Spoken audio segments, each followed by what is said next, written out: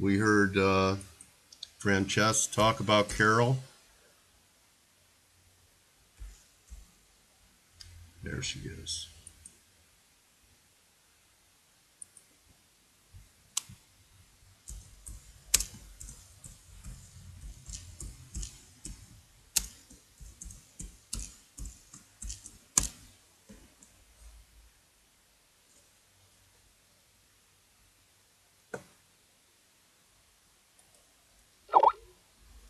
Okay.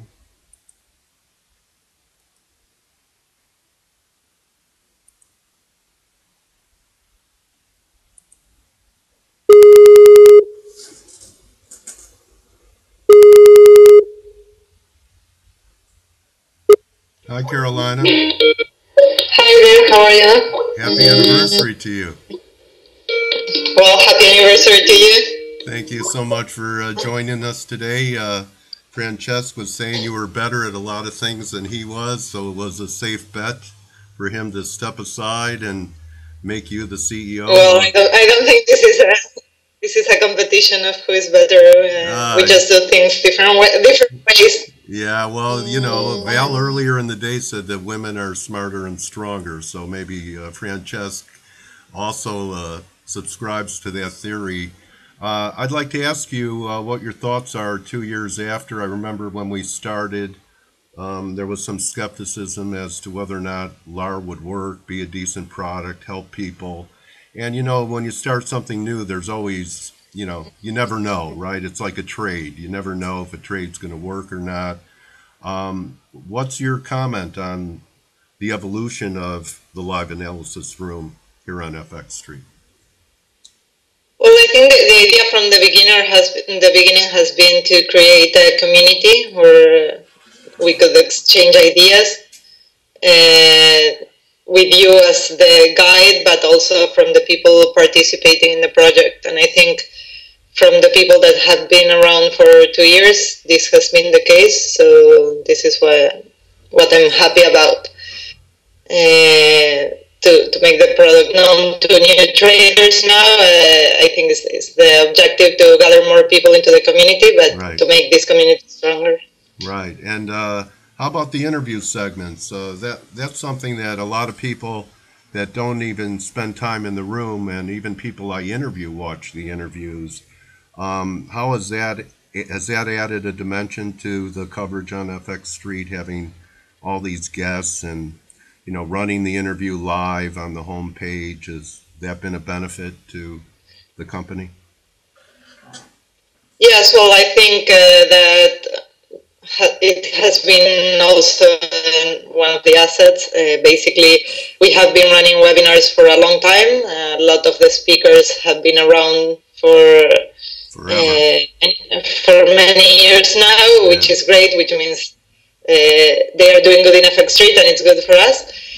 But also we got to know a lot of new people, and they got to know us and know us as a channel also to communicate with the traders. Right. So that's been great. Okay, so here we are looking into the future. What's your vision for FXstreet? The whole industry's in flux after the Swiss unpeg and brokers taking major hits, and then we have all the scandals with the banks front-running currencies.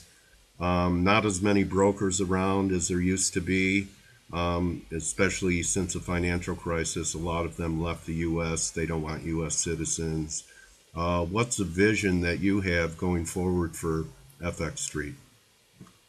Well, I don't think there are less brokers. The scope has changed. A few years back, most of our brokers were actually, as you said, from the US. Yes. And now we have a lot in Cyprus, the Middle East. UK has become the main center for brokers. But then it also means we needed to adjust the model, because it's not the same, the audience that was mainly US a few years back, that now that it's more divided between Asia and Europe, and even US that's still there. Latin America seems to be a growth area. I'm seeing more and more activity from people on Twitter from South America. Is that a growth area for FX trading in the years to come? A rising middle class there, or China? The it is a main focus now for brokers. There are countries like Chile or Mexico that are becoming big, and brokers are actually going there to look for traders. The problem in some countries, like in Argentina and Venezuela, Colombia, is that the currencies are so monitored by the government, Yes. makes it hard to trade. So it's a difficult market in that sense, which is there's growing interest in FX, but at the same time, the market is not. There are some countries, like I said, Chile and Mexico, but the market is not as open to be able to provide trading services to many of the countries.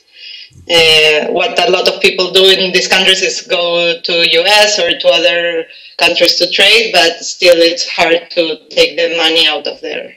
Okay, yes, Val talks about that. So both you and Val are from Argentina.